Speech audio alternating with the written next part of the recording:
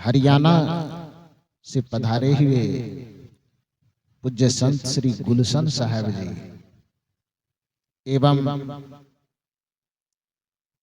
हमारे बगल की नवागांव सदगुरु कबीर ब्रह्मचारिणी आश्रम से पधारी हुई हमारी साध्वी बहनें, इस परिवर्तक स्थल पर विराजमान अध्यात्म प्रेमी सज्जनों तथा देवियों, इस द्वितीय सत्र में इस मंच के माध्यम से बहुत सुंदर सुंदर विचार आप लोगों ने श्रवण किया है। उसी विचारों की कड़ी में थोड़ा सा निवेदन मैं भी आपसे करूं। निवेदन, अभी पूज्य श्री हरेंद्र साहब जी एक भजन सुना रहे थे। जिस भजन की प्रथम कड़ी थी कि महापुरुषों की यह पुकार है कि हे मानव, आप अपने जीवन का सुधार कर लो। इस धरती पर 84 लाख योनि की परिकल्पना की गई है। इन 84 लाख योनियों में मानव ही एक ऐसा प्राणी है जिसके जीवन में सुधार की संभावना है। बाकी मानव को छोड़ करके जितने प्राणी हैं उसके जीवन में सुधार की गुंजाइश नहीं, सुधार का सारा दरवाजा वहां बंद है। आप जानते हैं कि एक बच्चा जब विद्यालय पढ़ने जाता है तो उसको सबसे पहले लिखने के लिए पेंसिल पकड़ाई जाती है। पहले तो स्लेट पे लिखता था, तो स्लेट पे लिखने वाली पेंसिल अलग होती थी। अब कागज पर भी लिखता है तो कागज पर लिखने के लिए भी उसको पेंसिल पकड़ाई जाती है। अंग्रेजी में उसको क्या बोलते हैं? रेट, कुछ लोग रेट बोलते हैं। तो कागज पर वो पेंसिल से लिखता है। कब तक लिखता है वो पेंसिल से? 2-4 क्लास तक जब तक पढ़ता है तब तक उसके हाथ में पेंसिल थमाई जाती है। उसके बाद वह बच्चा थोड़ा सा होश संभालता है, 5वां, 6ठा, 7वां, 8वां में जैसे ही जाता है उसके हाथ से पेंसिल रखवा दी जाती है, उसके हाथ में कलम धरवा दी जाती है। आपने कभी सोचा है कि ऐसा क्यों किया जाता है? इसका मनोवैज्ञानिक तथ्य क्या है? इसका मनोवैज्ञानिक तथ्य यह है कि जब तक बच्चे नासमझ हैं, उसको पुस्तक की समझ नहीं है, लेखनी की समझ नहीं है, तब तक उसके हाथ में पेंसिल इसलिए धराई जाती है कि पेंसिल से कदाचित कुछ गलत लिखा गया हो तो उसको वह मिटाने वाले से मिटा करके शुद्ध कर सकता है। लेकिन जब थोड़ा सा होश संभालता है तो उसके हाथ में कलम इसलिए थमा जाती है कि अब तुम्हारी गलती देखने के लायक है, यदि अब गलती होगी तो उसको मिटाया नहीं जा सकता है। जब तक नादान है तब तक उसको उसके गलती को सुधारने की संभावना हम देते हैं। यदि एक बार लिखने में गलत हो गई तो तुम मिटाने वाले रबड़ से मिटा करके उसको सही कर। लेकिन थोड़ा सा होश में आ जाने के बाद जब उसके हाथ में हमने कलम थमा दिया, तो कलम थमाने का मतलब यह है कि अब यदि कुछ लिखते हो तो थोड़ी जिम्मेदारी से लिखना, क्योंकि अब तूने यदि गड़बड़ी की तो उसको मिटाने की कोई संभावना नहीं है। उसी प्रकार से मानव एक ऐसा जीवन है जिस जीवन में आपको इस सृष्टि का ऐसा मनोहारी जीवन दे करके भेजा गया, स्वभाव दे करके भेजा गया जिसमें सुधार की गुंजाइश है। यह मनुष्य चाहे तो अपने जीवन को सुधार करके देवतुल्य बना सकता है, और यदि बिगाड़ ले तो फिर इससे बड़ा राक्षस भी खोजना बड़ा मुश्किल हो जाएगा।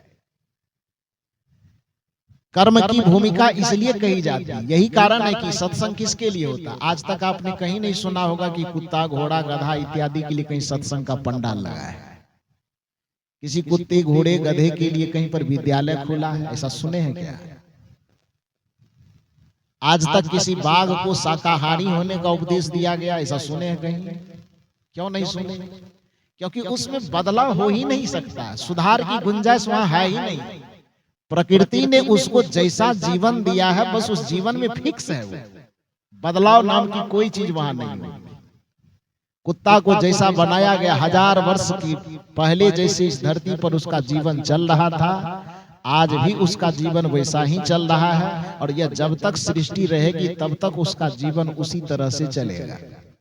बैल जैसा खा रहा था, जैसा सो रहा था, जैसा जी रहा था, उसी तरह से आज भी जी रहा है, आगे भी उसी तरह से जिएगा। उसमें बदलाव की कोई संभावना नहीं। यही कारण है कि आज तक किसी बाघ, कुत्ते, घोड़े के लिए कोई प्रवचन, कोई सत्संग, कोई विद्यालय, कोई महाविद्यालय का आयोजन नहीं किया गया। यदि बैल शाकाहारी है तो उसका शाकाहार उसके स्वभाव में फिक्स है, निर्धारित है, और बाघ यदि मांसाहारी है तो वह भी उसके स्वभाव में फिक्स है, निर्धारित है, उसमें कोई बदलाव नहीं है।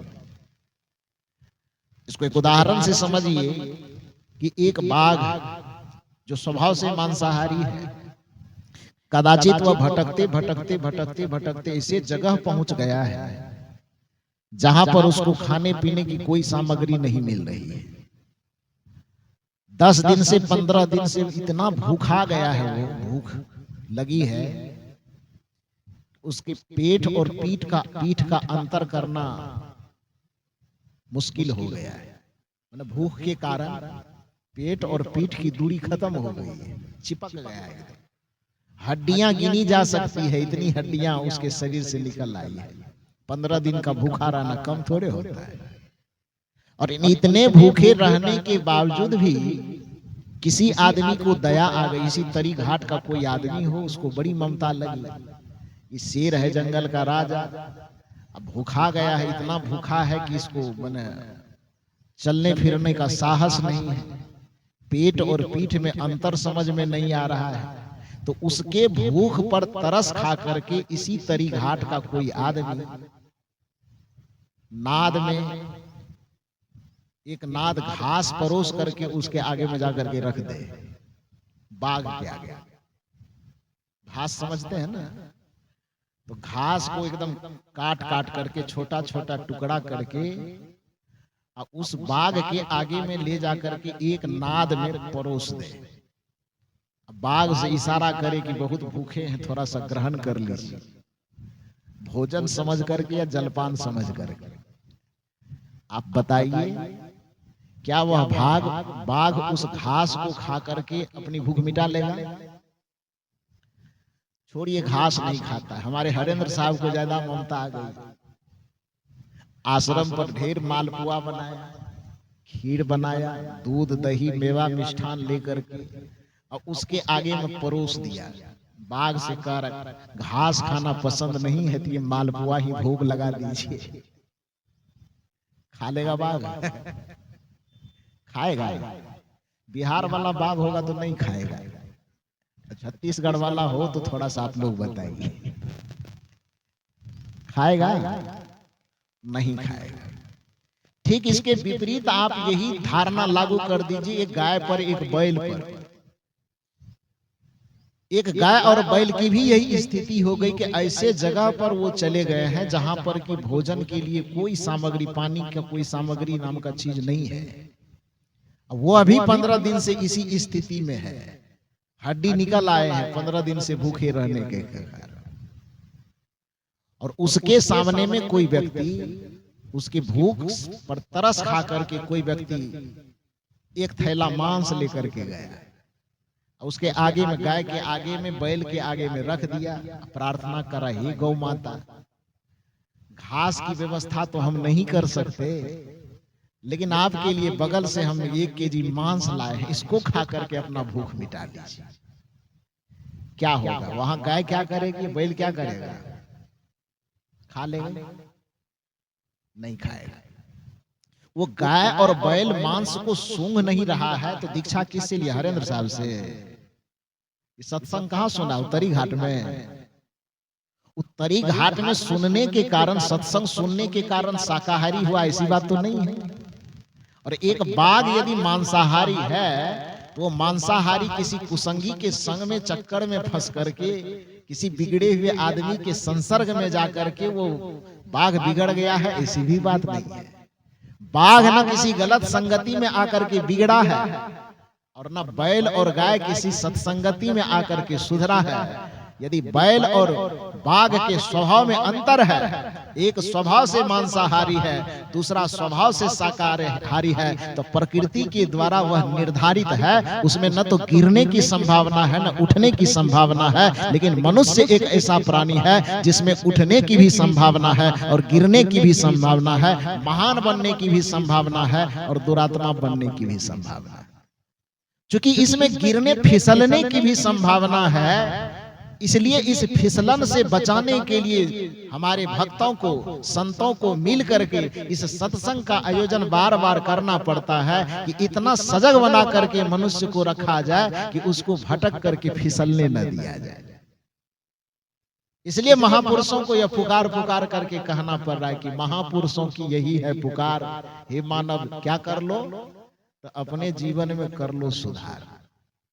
आपके ही जीवन में सुधार की संभावना है। आप एक ऐसे प्राणी हैं जो अपने जीवन को बिगड़े से बिगड़े स्थिति से पलट करके आप महान बना सकते हैं। सुबह में हमारे पूज्य श्री यतीन्द्र साहब जी बड़े सुंदर सुंदर उदाहरण दे रहे थे।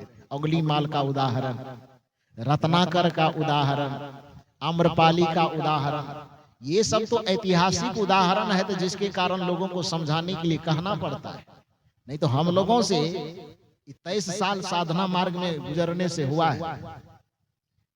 2002 में जब 12 वर्ष की उम्र थी, उस समय में घर छोड़ करके निकले थे, 8वां क्लास में पढ़ते पढ़ते, और सत्संग मंच पर बैठ करके लोगों के बीच में अपनी बात सुनाते सुनाते ये मेरा 23वां वर्ष समाप्त हो रहा है।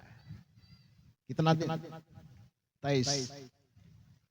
इतने दिन के दरमियान में आप कल्पना कीजिए कि कितना रत्नाकर आकर के हम लोगों से मिला होगा, कितना अंगुलीमाल मिला होगा, कितने अमरपाली मिले होंगे, और कितने जुआरी, कितने शराबी, कितने मांसाहारी, कितने लोगों से संपर्क हुआ होगा, और कितने लोग आकर के यहाँ से अपने जीवन को सुधार का फार्मूला लेकर के गए होंगे और अपने जीवन को सुधार के पथ पर लगाए होंगे। इसकी गिनती नहीं की जा सकती, अनगिनत।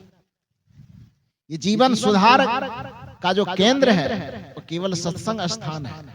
परम पूज्य सदगुरु श्री अभिलाष साहब जी अपने प्रवचनों के दरमियान बारंबार कहा करते थे कि मनुष्य के पास सबसे बड़ी कमजोरी यह है कि वो हर चीज को सुधारने की व्यवस्था तो कर लेता है, लेकिन उसका संस्कार बिगड़ जाए, उसका विचार बिगड़ जाए, उसका व्यवहार बिगड़ जाए, उसकी बुद्धि बिगड़ जाए, तो उसको सुधारने का वह कोई संकल्प नहीं लेता। वरना सुधार तो उसको भी प्रिय है। कैसे? तो पूज्यवर गुरुदेव श्री अभिलाष साहब जी कहा करते थे कि मनुष्य घड़ी पहनता है, घड़ी पहनते पहनते अचानक उस घड़ी में कुछ बिगाड़ आ जाए तो क्या करता है? उसको तोड़ करके फेंक देता है। यहाँ ऐसा विधान है क्या कि घड़ी बिगड़ गई पहनते पहनते तो तोड़ फोड़ करके फेंक देना है? ऐसा किया जाता है? तब क्या करते हैं? उस घड़ी को किसी मैकेनिक के पास ले जाते हैं और उसको ठीक करवाते हैं। कपड़ा खरीद के लाए, पहन रहे हैं, कुछ दिन पहनते पहनते किसी कारण से वह कपड़ा कहीं फट गया, तो क्या करते हैं? उसको फेंक देते हैं। तब सिलाई करने वाले जो कारीगर हैं उसके पास ले जाते हैं और दोबारा उसको सिला देते हैं। सिलाई तो सुधार ही है ना। कपड़ा फट करके बिगड़ गया तो दर्जी के पास जाकर के, सिलाई वाले कारीगर के पास जाकर के उसको ठीक कर दिए। ठीक करना ही तो सुधार कहलाता है। चप्पल जूता पहनते पहनते फट गया, उसको ले जाकर के किसी मोची के पास, किसी कारीगर के पास उसको ठीक करवा दिया। शरीर और स्वास्थ्य में बिगाड़ आ गया, सर्दी आ गई, बुखार लग गया, पेट दर्द हो गया, माथा दर्द हो गया, तो इसको सुधरवाने के लिए हॉस्पिटल मेडिकल जाते हैं कि नहीं जाते हैं? तो आदमी के स्वास्थ्य में बिगाड़ आ जाए तो उसको सुधारने के लिए वह तत्पर रहता है।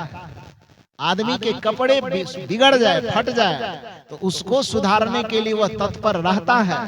आदमी के हाथ में पहनी हुई घड़ी बिगड़ जाए तो उसको सुधारने के लिए वह तत्पर रहता है। कमर का बेल्ट, पैर का जूता बिगड़ जाए, माथे की टोपी बिगड़ जाए, उसको सुधारने के लिए वह तत्पर रहता है। लेकिन दुर्भाग्य की बात है कि मनुष्य का मन यदि बिगड़ता है, बुद्धि बिगड़ती है, तो उसको सुधारने का यह उपाय नहीं ढूंढता है। यदि मन को सुधार करने का यदि स्थान ढूंढा जाए, तो जैसे एक कपड़े को सुधारने का स्थान है दर्जी के पास, स्वास्थ्य में यदि बिगाड़ आ जाए तो उसको सुधारने का एक स्थान है हॉस्पिटल, एक स्थान मेडिकल। यदि आपके और किसी चीज में बिगाड़ आ जाए, आपकी गाड़ी में बिगाड़ आ जाए, तो उसका कहीं गैरेज खुला हुआ है। लेकिन यदि आपको बुद्धि में सुधार करना हो, विचार में सुधार करना हो, संस्कार में सुधार करना हो, स्वभाव में सुधार करना हो, तो उसको ठीक करने के लिए स्थान न तो सरकारों ने कहीं खोला है, न सेठों ने कहीं खोला है। उसको सुधारने का स्थान बस एक ही स्थान है, जिसका नाम है सत्संग का स्थान और गुरु का दरबार। इसलिए कहा जाता है दरबार में सच्चे सदगुरु के दुख दर्द मिटाए जाते हैं। दुनिया का हर एक बिगड़ा हुआ इंसान सत्संग में डुबकी लगा करके पवित्र हो जाता है, सुधर जाता है। साहब बता रहे थे, अभी मैं मंच पर आ रहा था तो आपको गिना रहे थे, व्याकरण पढ़ा रहे थे। ऊंच का उल्टा क्या होगा, उल्टा नीच पूछ रहे थे, नीच का उल्टा क्या होगा,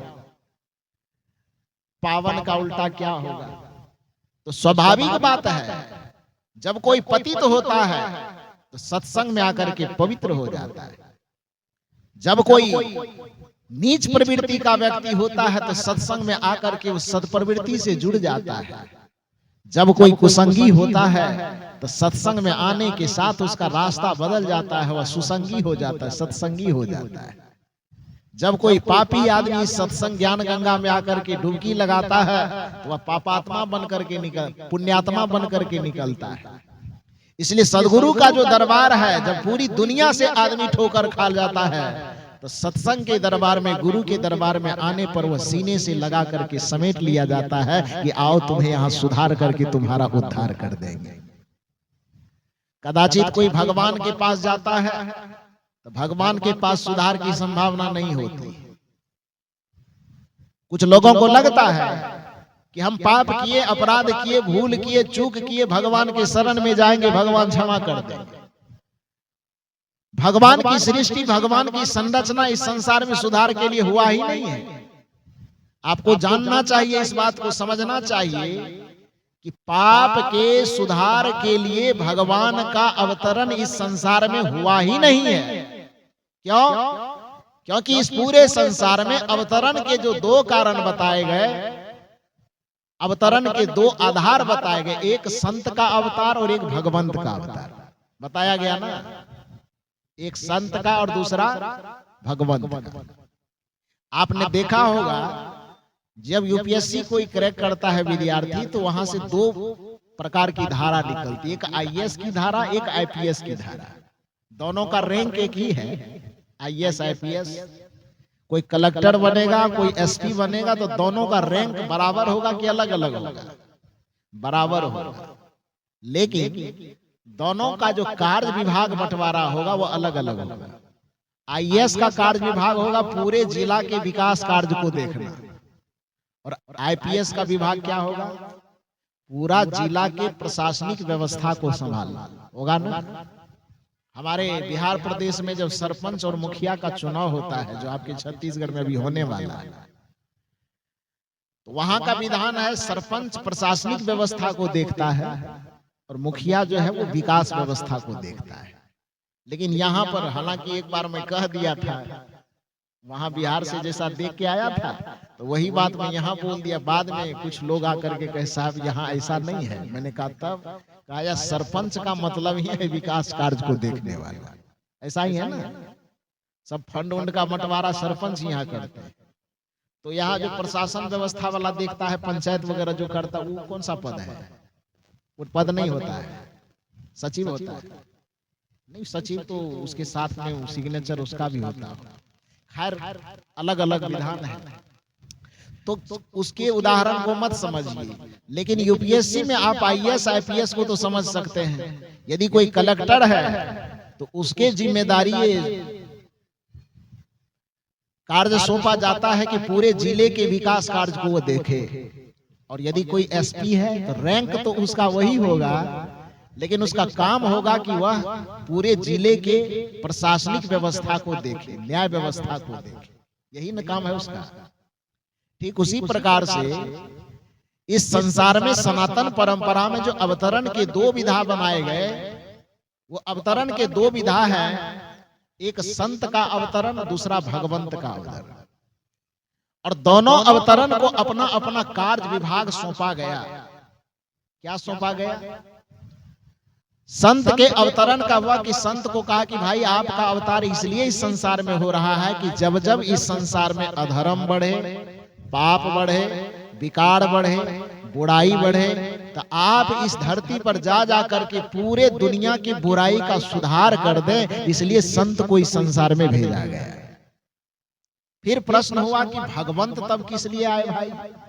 तो कहा जाता है कि भगवंत का अवतरण इसलिए होता है कि जब जब पाप बढ़ जाए, विकार बढ़ जाए, बुराई बढ़ जाए, अवगुण बढ़ जाए, तो भगवंत इस धरातल पर आकर के पापियों का संहार कर देते हैं। अब दो शब्द आपके सामने में आया, सुधार और संहार। सुधार का मतलब क्या होता है? यदि कोई चीज बिगड़ा हुआ है तो बिगड़े हुए चीज को ठीक कर देना, यह सुधार कहलाता है। और संहार का मतलब क्या होता है? यदि कोई चीज बिगड़ गया तो बिगड़े हुए चीज को तोड़ ताड़ करके, मड़ोड़ करके खत्म कर देना, मिटा देना, उसको संहार कहा जाता है। यदि आपको ये सुधार और संहार की परिभाषा समझ में नहीं आती तो एक उदाहरण मैं देता हूं। श्री राम भगवंत के अवतार है। सनातन संस्कृति में मान्यता है कि श्री राम भगवंत के अवतार है, श्री कृष्ण भगवंत के अवतार है।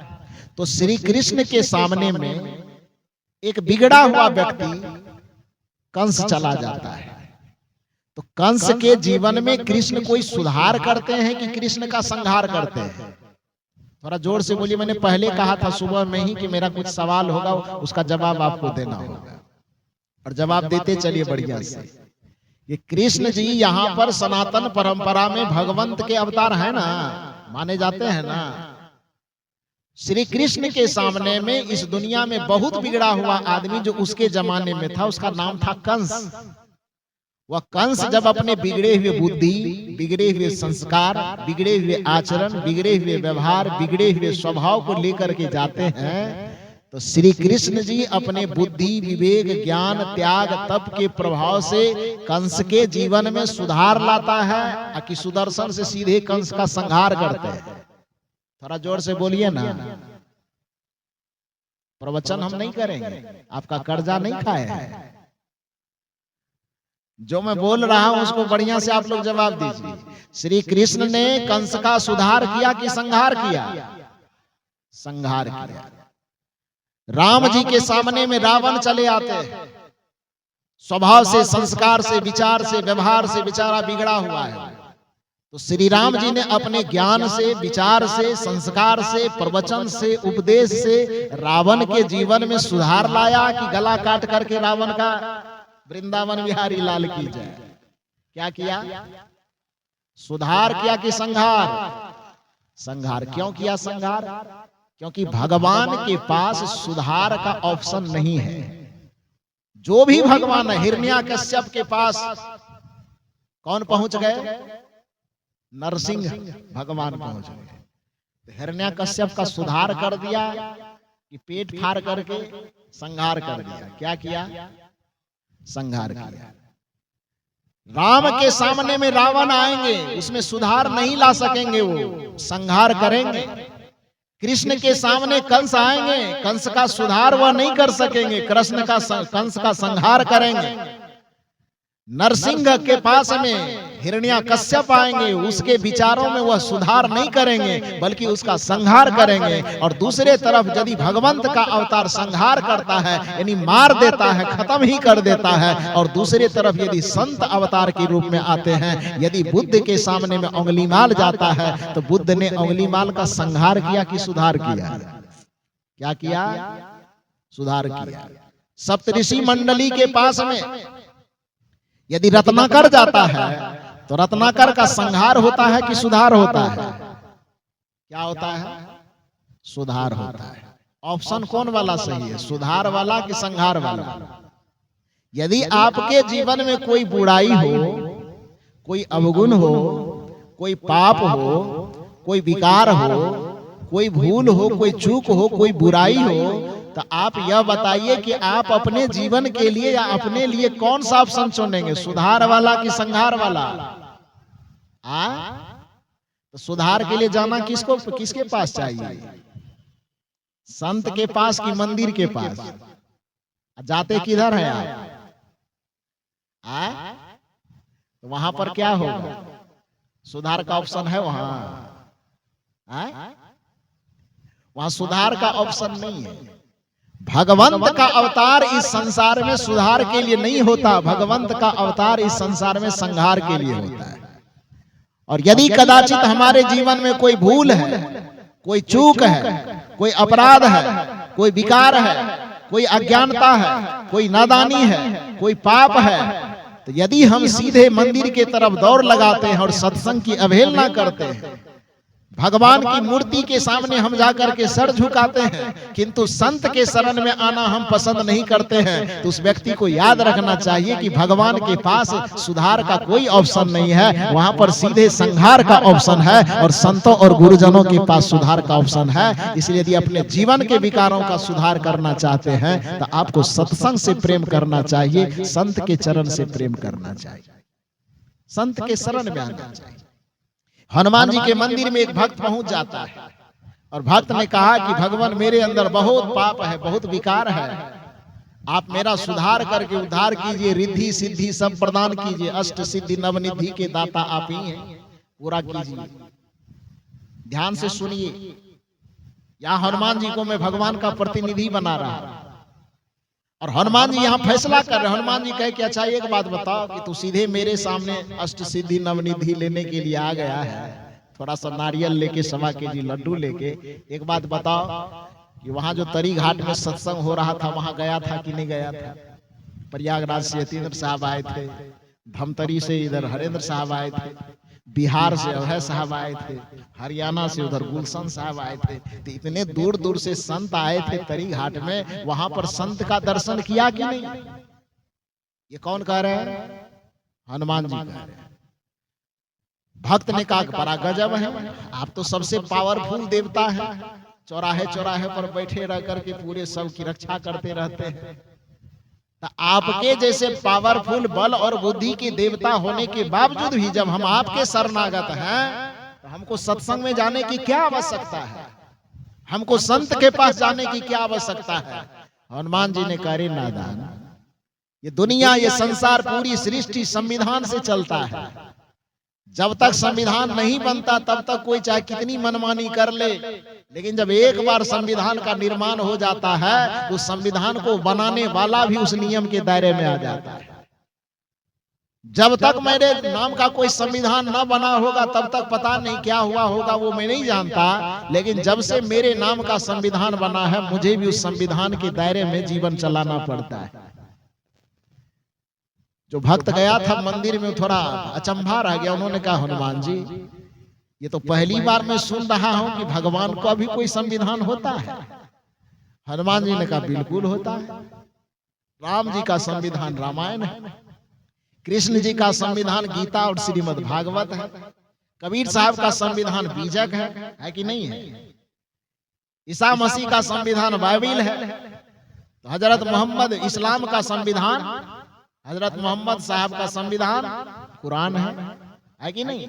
सनातन संस्कृति में चलने वाले अपने संविधान वेद को मानते हैं कि नहीं मानते हैं? तो हनुमान जी ने कहा कि सभी संस्कृति में जीने वालों का अपना अपना एक संविधान होता है, धार्मिक विधान होता है, तो तुम मेरे मंदिर में आए हो तो मेरा भी तो कोई संविधान है। भक्त ने कहा मेरा माथा चकरा गया, मैं कुछ समझ नहीं रहा हनुमान जी, आप बताइए आपका कौन सा संविधान है। हनुमान जी ने कहा मेरा संविधान है छोटा सा हनुमान चालीसा। कौन सा संविधान? हनुमान चालीसा, वो मेरा संविधान है। और जब से वह संविधान बना उस संविधान के अनुसार मुझे भी कार्य करना पड़ता है। तो कहा वो संविधान क्या कहता है प्रभु आप समझाइए। हनुमान जी ने कहा कभी पढ़े हो कि नहीं पढ़े हो? आप लोगों से मैं पूछ रहा हूं, कभी हनुमान चालीसा पढ़े हैं? नहीं पढ़े? पढ़े हैं। कुछ लोग कहते हैं पढ़े हैं, कुछ लोग कह रहे हैं नहीं पढ़े। अच्छा पढ़े नहीं तो कम से कम चौक चौराहे पर लाउड स्पीकर में जब बजता है हनुमान चालीसा तो सुने हैं कि नहीं सुने हैं? सुने हैं। कुछ पंक्ति तो याद होगी। 40 चौपाई की होती है वो, इसलिए तो उसको चालीसा कहा जाता है। पूरे कभी याद हो कि ना हो, लेकिन उसकी पहली पंक्ति आपने सुना है उसको? कभी उस पर विचार किए हैं? यदि उस पहली पंक्ति को सुने होते बढ़िया से और उस पर विचार कर लिए होते तो फिर संत और गुरुजनों की अवहेलना करने की आवश्यकता नहीं पड़ती। चाहे कितना भी मंदिर जाते रहते फिर भी सत्संग से आपको प्रेम रहता है। और यदि आपने उस पर सुन करके विचार नहीं किया तो आज मैं सुना रहा हूं, इसको बढ़िया से सुनिए। हनुमान जी ने कहा कि मेरे संविधान को कभी नहीं पढ़े हो। भक्त ने कहा पढ़े हैं लेकिन ध्यान नहीं दिए आप कहना क्या चाहते हैं। हनुमान जी ने कहा मेरे संविधान की पहली पंक्ति सुनो। श्री गुरु चरण सरोज रज निज मन मुकुर सुधार वरनौ रघुवर विमल जसो जो दायक फल चार बुद्धिहीन तनु जानिके सुमिरो पवन कुमार बल बुद्धि विद्या देहु मोहि हरहु कलेश विकार। यह हनुमान चालीसा की पंक्ति है कि नहीं? इसको किसी कबीरपंथी ने लिखा है? इसको कबीर साहब ने लिखा है? इसको हनुमान जी का कोई भक्त होगा गोस्वामी तुलसीदास जी के नाम से प्रचलित है। किसने लिखा किसी को पता नहीं, लेकिन नाम है कि गोस्वामी जी ने लिखा। मान लो कि गोस्वामी जी नहीं लिखा होगा तो आप इस पंक्ति को देखें कि इस पंक्ति में क्या लिखा गया। श्री गुरु चरण सरोज रज, वर्णन किसका है? हनुमान चालीसा का जो वर्णन है वो किसके लिए है? हनुमान जी के लिए। लेकिन उसमें पहली वंदना जो लिखी गई है वो किसकी लिखी गई है? हनुमान जी की कि गुरु भगवान की? आए? और हम शनिवार हनुमान जी के मंदिर पहुंच जाते हैं, धो सत्संग से हमको क्या लेना देना है। हनुमान जी के भक्त ये है, भूत पिशाच निकट नहीं आवे, महावीर जब नाम सुनावे। ये महात्मा लोगों को कौन गिनता है? क्यों जाए?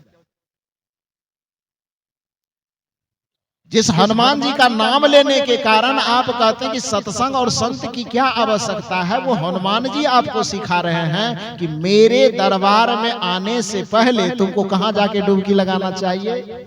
श्री गुरु चरण सरोज रज, श्री सदगुरु के चरण कमल में पहुंच करके सदगुरु के चरण से, मुख से, वाणी से जो गंगा ज्ञान की गंगा प्रवाहित होती है, पहले जाकर के वहां डुबकी लगा लो तो तुम्हें पता चलेगा कि असली मंदिर कौन है और असली भगवान कौन है। किस मंदिर में हमें जाना चाहिए और किस भगवान की पूजा करनी चाहिए, ये अपने आप पता चल जाएगा। इसलिए कहा जा रहा है कि मंदिर आने से हनुमान जी अपने भक्त को कह रहे हैं कि मंदिर तू आ गया, हमसे अष्ट सिद्धि और नवनिधि मांग रहा है, लेकिन इतना बात याद रख कि सत्संग और संत की अवहेलना करने वाले किसी भी भक्त को, किसी भी व्यक्ति को कोई भगवान चाह करके भी आशीर्वाद नहीं दे सकता। जो संत की अवहेलना करता है, जो सत्संग की अवहेलना करता है, जो धर्म ज्ञान और भक्ति से प्रवाहित इस ज्ञान गंगा की अवहेलना करता है, तो पूरी दुनिया की किसी भी देवता में यह सामर्थ्य नहीं है कि उस भक्त का उद्धार कर दे, उस भक्त का कल्याण कर दे। इसलिए किस मंदिर से आप आस्था रखते हो, आपके आस्था को धन्यवाद है। किस भगवान से आप आस्था रखते हो, अपने जगह पर आप आस्था रखे रहो। किस मंदिर में जाकर के आप सर झुका रहे हो, अपने जगह झुकाते रहो, लेकिन इतना ध्यान रखो कि अपने हृदय में, अपने मन में, अपने बुद्धि और विचार में संत के प्रति श्रद्धा और आस्था को गहरा करो। सत्संग के प्रति आस्था को डवाडोल न होने दो, बल्कि सत्संग के प्रति अपना इतना आस्था बनाओ, और सत्संग में जाते जाते जाते जाते आपको पता चल जाएगा कि हमारा असली भगवान क्या है, भगवान का असली स्वरूप क्या है। और जब भगवान के असली स्वरूप को समझ जाएंगे, भक्ति के असली स्वरूप को समझ जाएंगे, ईश्वर के असली स्वरूप को समझ जाएंगे, और ईश्वर की पूजा विधान को असली रूप में जान जाएंगे, तो फिर आपको बाहर भटकने की आवश्यकता नहीं पड़ेगी। आपका तन ही आपके लिए मंदिर हो जाएगा, और इस तन रूपी मंदिर में बैठा हुआ आत्मा ही आपके लिए भगवान, परमात्मा और ईश्वर हो जाएगा। लेकिन पहले सत्संग में आइए। तो हनुमान जी कहते हैं कि अपने जीवन का सुधार करना, मैं यही कह रहा हूं कि भगवान सुधार के लिए नहीं होता है। भगवान यदि सुधार के लिए होता तो हनुमान जी कह रहे हैं कि श्री गुरु चरण सरोज रज, श्री गुरुदेव के चरण रज को जाकर के स्पर्श करो, यानी उसके शरणागत हो जाओ। भक्त ने पूछा उनके पास जाने की क्या जरूरत है, हम तो आपसे नाता जोड़े हैं। हनुमान जी कहते हैं निज मन मुकुर, संहार की सुधार, थोड़ा जोर से बोलिए, निज मन मुकुर सुधार। श्री गुरुदेव के चरण में जाकर के शरणागत हो जाओ। प्रश्न हुआ क्यों? तो हनुमान जी कहते निज, निज मन अपना, मन समझ रहे हैं ना, निज मन मुकुर, मुकुर का मतलब क्या होता है? मुकुर का मतलब होता दर्पण, आईना। मन रूपी आईने को सुधारने के लिए कहा, क्योंकि मन रूपी आईने में ही उस भगवान का साक्षात्कार होगा। इसलिए कबीर साहब ने कहा कि परमात्मा आपके घट में दर्शेंगे, उसके लिए मन रूपी दर्शन का, दर्पण का साफ होना आवश्यक है। कबीर साहब का एक पद है ना, गुरु से कर ले मेल गवारा का, सोचत बारंबार। इस पद में एक कड़ी आती है, जो दर्शन को दिल चाहिए, तब दर्पण मांजत रहिए। यदि अपने भीतर में बैठे उस परम सत्य का, उस रमैया राम का दर्शन करना चाहते हो, तो अपने चित्त रूपी, मन रूपी दर्पण को क्या करते रहो? मांजते रहो। जो दर्शन को दिल चाहिए, तब दर्पण मांजत रहिए। क्यों मांजना है?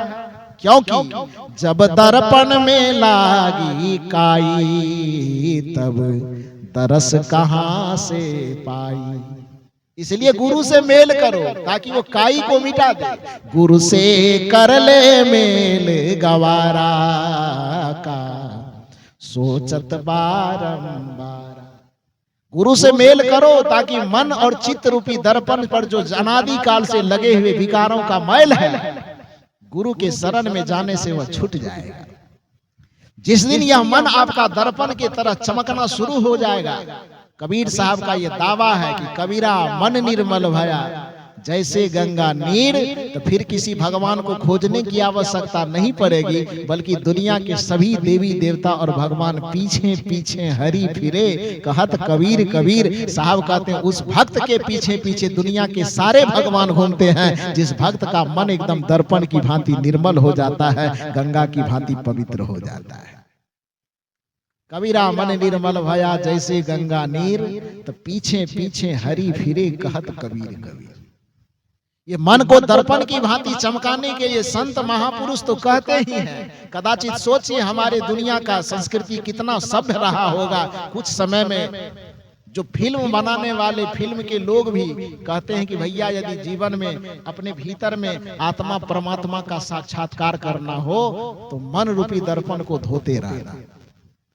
वेद में तो एक कहता है, कहा ही जाता है, वेद में भी ऋचा आई है, उपनिषद में ऋचा आई है कि अंतः शरीरे ज्योतिर्मयो ही शुभ्रो यंग पश्यन्ति यत्यः क्षीण दोषाः, कि अंतः शरीर के अंतःपुर में ही वह परमात्मा निवास करते हैं, लेकिन उसको वही देख सकता है यत्यः क्षीण दोषाः, जिसके चित्त पर से समस्त दोष का आवरण उतर चुका हो, विकार का आवरण उतर चुका हो, वही अपने घट में उस परमात्मा का दर्शन अनुभव कर पाए।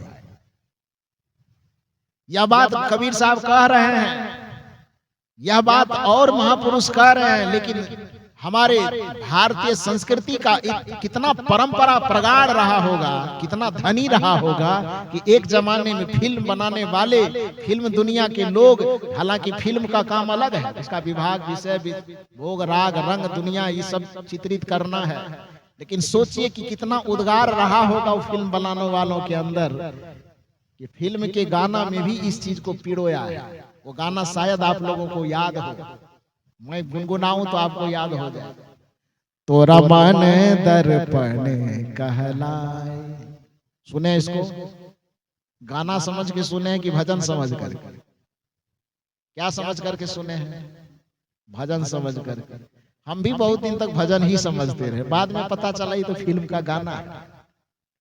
तोरा मन दर्पण कहलाए, भले बुरे सारे कर्मों को, भले बुरे सारे कर्मों को देखे और दिखावे, तोरा मन दर्पण कहलावे। और यदि यह मन सचमुच में दर्पण की भांति चमकने लगे तो फिर होगा क्या? मन ही देवता, मन ही ईश्वर, मन से बड़ा न को। लेकिन शर्त यह है कि दर्पण की तरह चमकना चाहिए, और ये दर्पण की तरह चमकेगा कहाँ? मंदिर में, तब प्रयागराज में। कहाँ चमकेगा? श्री गुरु चरण सरोज रज, निज मन मुकुर सुधार। गुरुदेव के चरण कमल में अपने मन को दृढ़ता पूर्वक जोड़ देने से, बांध देने से आपका मन दर्पण की भांति चमकने लगेगा। और जिस दिन मन दर्पण की भांति चमकने लगे, सुनिए, मन ही देवता, मन ही ईश्वर, मन से बड़ा न को।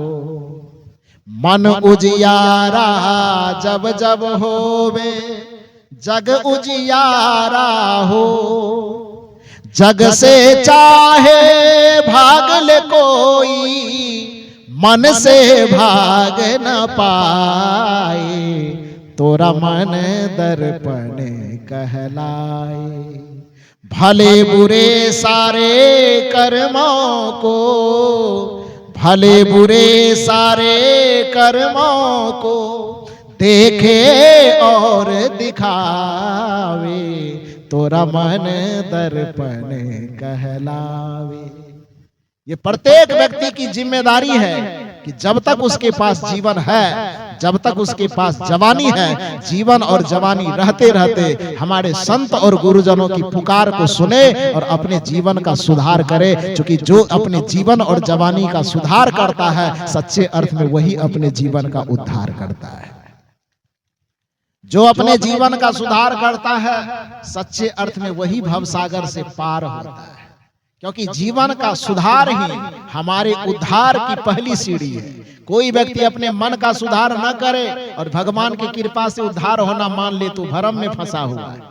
कोई व्यक्ति अपने जीवन का सुधार न करे, मन का सुधार न करे, वाणी का सुधार न करे और किसी पंडित के मंत्र जप देने से वह वैकुंठ पार होना समझ ले, भवसागर पार हो जाना समझ ले, तो इसी को कबीर साहब की दृष्टि में भ्रम कहा जाता है। यदि आप किसी मंत्र से, किसी जंत्र से, किसी तंत्र से, कोई पूजा से, कोई पाठ से, कोई अंगूठी पहनने से, कोई ताबीज पहनने से अपना उद्धार होना मानते हैं, तो केवल और केवल उसमें आपका आर्थिक, मानसिक, वैचारिक शोषण हो रहा है, उससे उद्धार नहीं होता है। क्योंकि उद्धार का रास्ता जब भी खुलता है तो सुधार के दरवाजे से ही खुलता है। जो सुधार के दरवाजे में प्रवेश करता है वही उद्धार के भवन तक पहुंच पाता है। यही उद्धार का फॉर्मूला है। इसलिए कहा जाता है कि श्री गुरु चरण सरोज रज निज मन मुकुर सुधार, वरनौ रघुवर विमल जसु जो दायक फल। कि गुरुदेव के चरण कमल से होकर के गुजरने पर ही हमें 4 फल की प्राप्ति होती है। और 4 फल क्या क्या है? दिन में भी मैंने जोराया था आपको, टमाटर, तब क्या जोराए थे? कद्दू भी जोराए थे। 4 फल में क्या क्या जोराए थे? अर्थ, धर्म, काम और मोक्ष। ये चारों फल की प्राप्ति जो मानव जीवन का परम लक्ष्य है, परम उद्देश्य है, वो परम उद्देश्य की प्राप्ति जहां पर होगी, इसी बात पूरे हनुमान चालीसा भी पढ़ने की जरूरत नहीं है, बस एक पंक्ति काफी है। उतने को संभाल लीजिए तो जीवन संभल जाए। कुछ लोग कहते हैं कि कबीर साहब तो सब देवी देवता इधर उधर छोड़ छाड़ देता, कहाँ छोड़े? कबीर साहब या हनुमान जी दोनों एक साथ मिले हुए हैं कि अलग अलग बात कर रहे हैं? दोनों की बातें, दोनों का संदेश एक जैसा है कि अलग अलग? अरे हनुमान चालीसा में पढ़ता हूं तो कभी कभी मुझे लगता है, संदेह होता है कि हनुमान जी भी कबीर साहब से जाके न दीक्षा ले लिए हो। हाँ जी, लोग कहते हैं कि भगवान आदमी को आलसी बनाता है। कबीर साहब ने पुरुषार्थवाद का संकेत दिया कि करो बहिया बल आपनी, छार वीरानी आस, जाके आंगन नदी बहे सोकस मरे प्यासी। पुरुषार्थवाद का सबसे बड़ा प्रेरणा स्तंभ है कि नहीं? ये प्रेरणा वाक्य है ना ये, कि करो बहिया बल आपनी, छाड़ वीरानी आस, जाके आंगन नदी बहे सोकस मरे प्यास। ये भगवानवाद का समर्थन है कि पुरुषार्थवाद का? पुरुषार्थवाद का है ना। अब हनुमान जी से थोड़ा सा टॉपिक ले लीजिए। हनुमान जी कहते हैं कि यदि अपना कल्याण करना है, भौतिक आध्यात्मिक उन्नति करना है, तो किसी भगवान के भरोसे मत बैठना। तब क्या करना? आपन तेज संहारो आपे, तीनों लोक हाँकते कांपे। या आपको भगवानवाद वाला फॉर्मूला झलकता है कि पुरुषार्थवाद वाला?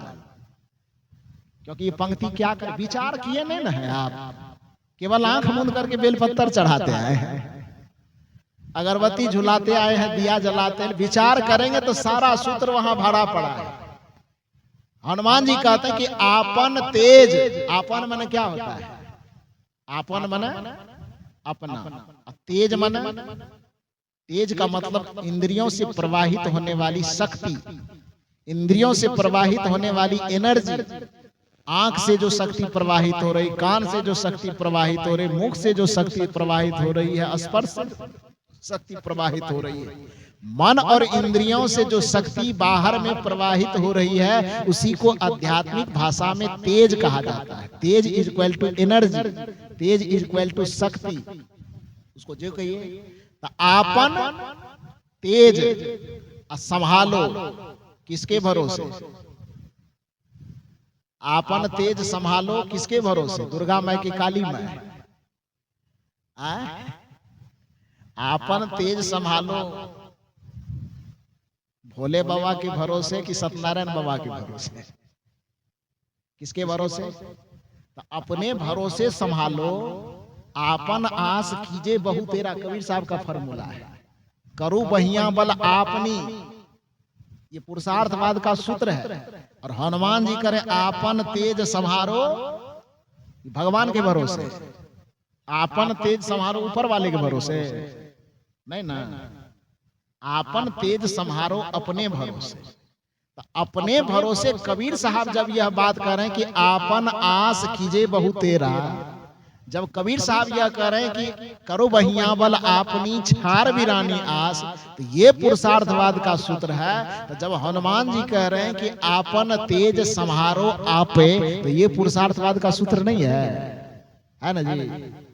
और अपने तेज को अपने भरोसे यदि संभाल लोगे, अपने वाणी को अपने भरोसे आप संभाल लोगे, अपने मन और इंद्रियों को किसी भगवान के हवाले नहीं करोगे, अपने पाप और पुण्य की वृत्ति को किसी भगवान के हवाले न करके, जिस दिन यह समझ लोगे कि हमारे ही हाथ में हमारा पाप छिपा हुआ है, हमारे ही कर्म में हमारा पुण्य छिपा हुआ है, जिस दिन उस कर्म की धारणा को समझ करके और अपने कर्म, वाणी, मन और इंद्रियों को अपने आप से संभालना शुरू कर दोगे, हनुमान जी कहते उसी दिन से तीनों लोग हाँकते कांपे। तुम्हारे एक इशारा से तीनों लोग कांपना शुरू हो जाएगा, थरथराना शुरू कर देगा।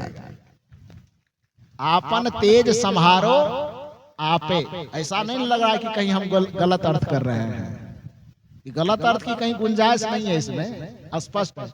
आपन तेज संहारो आपे, मतलब अपने तेज को, अपने शक्ति को, अपने मन को, अपने इंद्रियों को संभालो। किसके मार्फत से? अपने मार्फत से, भगवान के मार्फत से नहीं। कमजोर आदमी होता है जो ऊपर इशारा करता है, जाने ऊपर वाला। बिहार में एक कहानी कहते हैं, आप इजाजत दे तो हम कह दो, कहानी सुना दो। कहा जाता है कि एक बार एक गांव में नाच की व्यवस्था हुई। नाच समझते हैं ना, नाच तमाशा रात में लोग उधर करते हैं, इधर भी शायद होता है। तो एक गांव में 2 4 5 10 चोरों की गुट बैठी, जमात, चोरी करने वाला। और चोरी करने वाले लोगों ने आपस में विचार किया कि भाई ऐसा है कि आजकल अपना धंधा थोड़ा मंदा पड़ गया है, तो इस चोरी को थोड़ा सा बढ़ावा कैसे मिले। क्योंकि अपना अपना जुगाड़, अपनी अपनी व्यवस्था तो सब करता है ना। तो चोर लोगों की बैठक हुई कि धंधा थोड़ा, रोजगार थोड़ा बैठ गया है, तो चोरी को थोड़ा सा बढ़ावा मिले, इसके लिए योजना बनाया। योजना क्या बनाया कि पूरे गांव के लोगों को अपने अपने घर से निकालेंगे रात में। कैसे? कोई उपाय तो करना होगा। तो कुछ लोगों ने कहा ऐसा करेंगे, सत्संग कर देते हैं। धो, सत्संग सुनने लोग थोड़े जाएगा। तब और कुछ कर देते। कहा ऐसा है कि पूरे गांव के लोग अपना अपना घर बिस्तर छोड़ करके ठंडी गर्मी का परवाह किए बगैर एक ही चीज में शामिल हो सकता है, वो है कोई नाच कर दो। तब पूरे गांव के लोग अपना रजाई फेंक करके वहां पर पहुंच जाएंगे। ये परवाह नहीं करेंगे घर में कोई काम बिगड़ रहा है, कि नींद बिगड़ रही, कि ठंडी लग रही, कि क्या लग रही, इसकी परवाह नहीं करेंगे। सत्संग करोगे तो भले कहेगा कोई आदमी जानना चाहिए, हमको पूछा थोड़े है, हम क्यों जाए। नाच में ये सवाल नहीं करता है कि हमको पूछा नहीं है। तो चोरों ने आपस में विचार किया कि सत्संग करोगे तो पूरे गांव के लोग अपना अपना घर छोड़ करके जमा नहीं होंगे, बस एक चीज में जमा हो सकता है, उस चीज का नाम है नाच। तो रात में नाच कर देना। पूरे घर के जितने लोग, पूरे गांव के जितने लोग होंगे, सब रात में 9-10 बजे के बाद इकट्ठा हो जाएंगे। जहां नाच होगा वहां गांव हो जाएगा पूरा खाली। उसके बाद मिला हुआ था नाच पार्टी से चोर सब जी। इधर नाच देखने में जब सब व्यस्त हो जाएंगे, तब इधर से 10 ठो मिल करके जाएंगे और गांव में जिसके घर में देखेंगे कि बढ़िया बढ़िया सामान है, उसके घर में चोरी कर लेंगे। ऐसा ही हुआ। योजना के तहत 8-9 बजे रात से नाच की शुरुआत हुई। नाच देखने के लिए पूरे गांव के लोग, बच्चे बूढ़े जवान जितने थे, पूरे गांव के लोग उस नाच के सामने जमा हो गए। चोरों ने देखा कि अब गांव पूरा सुनसान पड़ गया है, गांव में कोई होगा नहीं। बस वह चोर जिस घर को अपना बनाया था निशाना कि उस घर में चोरी करना है, उस घर में जाकर के वो चोरी के लिए पीछे से प्रवेश किया। और जब पीछे प्रवेश करता है तो घर में चोरी के जितने सामान उसको लेना था, सब सामान ले लिया। संजोग से उसमें 2-4 चोर ऐसा आया था कि बेचारा रात में शायद शाम में भूखे पेट आया था, भोजन नहीं किया था। उस सामान सब इकट्ठा करते करते, खोजते खोजते, बांधते बांधते भूख बड़ी जोर की लग गई। तो उसमें से चोर कहता है भाई ऐसा है कि सामान तो अब चुरा लिए ही है, थोड़ी भूख लग गई है, थोड़ा कुछ खा लेते हैं और उसके बाद सामान लेके जाएंगे तो रास्ते में सामान ढो नहीं पाएंगे, भूखे पेट अपना चलना मुश्किल है, ये सामान कैसे ले जाए। तो कहा अच्छा भूख लग गई है तो थोड़ा खोजा जाए। खोजते खोजते देखा तो संजोग से जो किचन रूम था भोजन बनाने वाला, उसमें देखा कि एक हांडी में खीर बना हुआ है। खीर समझ रहे हैं ना? क्यों नहीं समझे, भारत के लोग हैं तो वो खीर, हांडी में खीर बनी हुई थी। तो शायद हमको लगता है कि चूल्हा पे चढ़े रह गया होगा और बनाने वाले को नाच देखने का इतना उतावलापन होगा कि शायद वो नाच देखने चले गए हो, सोचे हो कि नाच देख के आएंगे तो सुबह सुबह गरम गरम खाएंगे, इसी योजना में वो चूल्हा पर वो खीर को चढ़े छोड़ करके सब नाच देखने चला गया। तो वो सामान तो समेट लिया था घर में चोरी करके, और खीर खाने के लिए कुछ प्लेट पत्तल जो भी उसको मिला होगा वो जमा किया। अब खाएंगे, खाने के लिए जैसे ही बैठने वाले थे तो उसी किचन के बगल में एक कमरा था जिससे खर्राटे की आवाज आई। खर्राटा समझते हैं ना? हाँ, तो खर्राटे की आवाज आ रही थी। तो खर्राटे लेने में नाक से जो बंद था एकदम, खर्राटा कैसे लेता है लोग? आवाज आती है ना? तो आवाज जो आ रही थी तब जो खाने लगा, तो चोर को जब किसी की आवाज सुनाई दे तो चौकन्ना होगा ना कि कोई देख न ले, तो थोड़ा सावधान हुआ कि लगता है कोई है, देख लेगा तो परेशानी होगी। तो कोई आदमी पैर दबा करके उसी में से धीरे धीरे देखने गया तो देखा कि बूढ़ी एकदम खटिया पर लेटी हुई है। और चोरों ने कहा चिंता मत करो, बूढ़ी है, एकदम महिला है, बूढ़ी है, हम लोग 5-6 है, ज्यादा इधर उधर करेगा तो बस कंठा दबाएंगे वृंदावन बिहारी लाल की, ज्यादा कुछ नहीं करेगा। लेकिन कोई आदमी है तो थोड़ा सावधान होना पड़ेगा। तो फिर इधर खाने के लिए भीड़ गया, अब परोस रहा अपने अपनी थाली में अपना खाने के लिए, अब बूढ़ी माता और खर्राटा ले रही है। तो खर्राटा ले रहे तो उसमें से चोर कहता है क्या हो गया बुढ़िया को, क्या मांग रही है? तो उसी में से एक चोर कहता लगता है खीर बनाया था, सब लोग खा लिया, इस बूढ़ी को खाने नहीं दिया होगा इसीलिए सपने में खीर मांग रही है। क्योंकि खर्राटे में खर खर की आवाज होती है ना, तो जो खर्राटे में खर खर बोल रही थी तो शायद चोर लोगों ने अनुमान लगाया कि इसको खाने नहीं दिया होगा तो इसलिए खर खर कह करके खीर खीर मांग रही है। तो ऐसा करो कि एक करछुल, एक चम्मच निकाल करके बूढ़ी माँ के मुंह में डाल दो। नहीं डालोगे कदाचित उसके हिस्से में यदि खीर खा लिया पेट दर्द उठेगा, कोई बीमारी धर लेगी, तो इस वजह से पहले उसको खिला दो तब खाएगा। तो कोई बात नहीं। उस चोर क्या किया, अभी तक तो टेस्ट किया नहीं था, उस चम्मच से एकदम हंडी में से उठाया, थोड़ा हाथ से छू के देखता तो पता चलता कि गरम है कि नरम है कि क्या है, लेकिन देखा नहीं, हड़बड़ी में था, एकदम हंडी में चम्मच दिया, एक चम्मच निकाला, अब बूढ़ी मैया जो मुंह खोल करके खराटा मार रही थी, उस चम्मच भरा हुआ खीर उसके मुंह में जाकर के डाल दिया। जब खीर उसके मुंह में डाला, बूढ़ी मैया चिल्ला करके उठी। जो भी उसको माँ बाप जो पुकारना हो, एकदम बेतहाशा होकर के पुकारना शुरू की।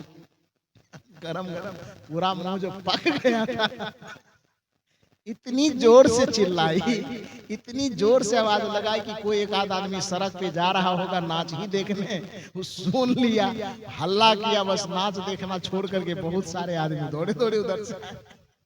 चोरों ने कहा तो बड़ा मुसीबत आ गया, बुढ़िया सबको फंसा दिया।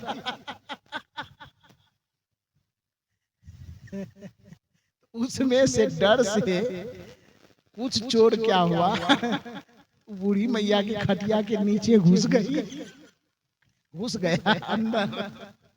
कुछ चोर भाग नहीं सका, तो देखा किधर भागे, तो भागे भागे जो घर का जो छप्पड़ होता है ना, तो पुराने में एक ऐसे धड़ेन टाइप का देता, उसको क्या बोलते हैं? पटौआ। पटौआ ठीक है, आपका नहीं कहेंगे, उसका बोलेंगे। तो पटौआ जो था ना उस पे चढ़ गया। जब लोग जमा हुए घर में, लोग जमा होकर के पूछते हैं बूढ़ी माता से, खीर खाना ही था तो थोड़ा ठंडा करके खा लेती, इतना गरम गरम खाने की क्या जरूरत है? बूढ़ी माँ के बाबू हम कुछ नहीं जानते, हम खीर खा नहीं रहे थे। अच्छा खा नहीं रहे थे तो मुंह में कैसे आया? हम कुछ नहीं जानते, जाने ऊपर वाला। आप लोग भी कहते हैं ना, कुछ समझ में नहीं आता है तो क्या कहते हैं? ऊपर वाला जाने। तो बूढ़ी माता भी बार बार कहेगी बेटा हम कुछ नहीं जानते हैं, हम खा भी नहीं रहे थे, ये खीर मेरे मुंह तक कैसे आई मुझे कुछ पता नहीं, जाने ऊपर वाला। लोग कहे अरे अपने मुंह में कैसे से चला जाएगा, कुछ तो की होगी, आखिर खीर यहाँ कैसे आ गया, तू लाई होगी तब नहीं आया होगा, वो हंडी में से वहां किचन में से उठ के यहाँ कैसे आ जाएगा तुम्हारे बेड के पास। कि बेटा मैं कह रहा हूं मैं कुछ नहीं जाने, जाने ऊपर वाला। लोग घेरे हुए थे, अपने अपने तरफ से अलग अलग तरीके से पूछ रहे थे। अब बूढ़ी मैया कोई जवाब ना दे, बस हर एक बात का एक ही जवाब, बेटा हम कुछ नहीं जाने, जाने ऊपर वाला। तो बार बार जो ऊपर वाला ऊपर वाला ऊपर वाला करे, तो 4 ठो पलंग के नीचे में था, 4 ठो पटवा पर था, ऊपर में था। तो बार बार जो बूढ़ी मैया ऊपर वाला करे, ऊपर वाला को बड़ा गुस्सा उठा। उन्होंने वहीं से चिल्ला करके कहा है बूढ़ी मैया चुप, सारे बात ऊपर वाला जाने, नीचे वाला खटिया के नीचे वाला कुछ न जाने।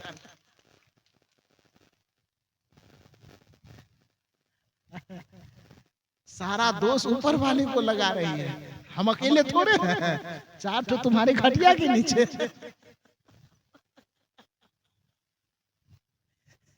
तो सारी जिम्मेदारी ऊपर वाले को मत दो, कुछ जिम्मेदारी नीचे वाले को भी दो। तो हनुमान जी यहाँ पर आपन तेज संहारो आपे, ये जिम्मेदारी ऊपर वाला को दिया कि भीतर वाले को दिया। यदि अपने तेज को खुद संभालना है तो खुद बाहर में है कि खुद भीतर में है, तो सारी जिम्मेदारी ऊपर ही वाला लेगा, पटावा वाला कि खुद खटिया के नीचे वाला भी लेगा। आपन तेज संहारो आपे, तीनों लोक हाँकते कांपे। जिस दिन हम भाग के ऊपर में कोई जिम्मेदारी नहीं थोपेंगे, भगवान के ऊपर कोई जिम्मेदारी नहीं थोपेंगे, ऊपर वाले के ऊपर कोई जिम्मेदारी नहीं थोपेंगे, बल्कि हनुमान जी के अनुसार आपन तेज संहारो आपे को समझ लेंगे। कबीर साहब की भाषा में आपन आस कीजिए बहु तेरा के भाव को समझ लेंगे। करो बहिया बल आपनी छार बिड़ानी आस के भाव को समझ लेंगे। उस दिन अपने सुधार की और उद्धार की जिम्मेदारी दूसरे के माथे पर न फेंक करके अपनी जिम्मेदारी पर उस सुधार को ले आएंगे। और जो संत महापुरुष सत्संग मंच लगा करके गली गली में दुनिया वालों को बताते फिरते हैं कि संत महापुरुष कह रहे हैं पुकार, हे मानव अपने जीवन का कर लो सुधार, अपने जीवन का सुधार करो तभी आपका उद्धार संभव है। क्योंकि मानव जीवन आप पाए हो, आप सुधार की भूमिका पर हो। कदाचित मनुष्य जीवन से हट करके पशु पक्षी की श्रेणी में चले गए तो वहां सुधार की कोई गुंजाइश नहीं है। एक उदाहरण से मैंने समझाया कि एक छोटा सा बच्चा जब पढ़ने के लिए विद्यालय में प्रवेश करता है तो उसके हाथ में पेंसिल थमाई जाती है, और उसके बाद वही बच्चा जब 2, 4, 5 साल विद्यालय में पढ़ लेता है उसके हाथ से पेंसिल ले ली जाती है और हाथ में कलम थमा दी जाती है। बच्चा वही है, लेकिन उसके साथ 2 तरह का व्यवहार हुआ। क्यों? जब तक वह बच्चा नादान था, नासमझ था, तब तक उसके हाथ में पेंसिल दी गई और एक हाथ में उसको मिटाने वाला रबड़ दिया गया। क्यों दिया गया? क्योंकि उस बच्चे के साथ यह उसका मनोवैज्ञानिक तथ्य यही है कि उस बच्चे से यह कहा गया कि अभी तुम नादान हो, इसलिए तुम्हारी गलती को मिटाई जा सकती है, ये संभावना के साथ में तुम्हें पढ़ने दे रहा हूं। लेकिन बाद में जब वही बच्चा समझदार हो जाता है, उसके हाथ से मिटाने वाला रबड़ छीन लिया जाता है, उसके हाथ से पेंसिल हटा दी जाती है, उसके हाथ में कलम थमा दी जाती है, जिसका भाव यह होता है कि अब तुम जिम्मेदारी के साथ लिखना, क्योंकि अब तुम्हारी गलती को मिटाया नहीं जा सकता। तो उसी तरह से हम जो पशु पक्षी की योनि में जब चले जाते हैं तो वहां हमारी भूल को मिटाने का, भूल को सुधारने का कोई मौका नहीं होता है। लेकिन जब हम मानव जीवन में होते हैं, यहाँ पर बड़ी से बड़ी गलती को, बड़ी से बड़ी भूल को सुधारने का अवसर है। और सुधारने का जो स्थान है, जैसा कि मैंने कहा कि घड़ी बिगड़ जाए तो उसको सुधारने का कोई स्थान निर्धारित है जूता चप्पल बिगड़ जाए तो उसको सुधारने का कोई कोई स्थान है, यदि तन पर पहना हुआ कपड़ा फट जाए तो उसको सुधारने का स्थान है। उसी तरह से बुद्धि, विवेक, विचार, व्यवहार, संस्कार, स्वभाव यदि बिगड़ जाए, चित्त बिगड़ जाए, मन बिगड़ जाए, तो उसको सुधारने का जो स्थान है, उस सुधारने के स्थान का ही नाम है सत्संग का स्थान, और सुधारने वाले का नाम ही है संत और गुरु। तो आप संत और गुरु के चरण में पहुंचकर अपने जीवन का सुधार कर लीजिए। जो आह्वान हमारे परम पूज्य संत श्री हरेंद्र साहब ने किया कि सभी महापुरुष संतों की यही है पुकार कि हे मानव, इस सत्संग में आकर के अपना क्या कर लो, सुधार कर लो। बस इतना ही निवेदन करके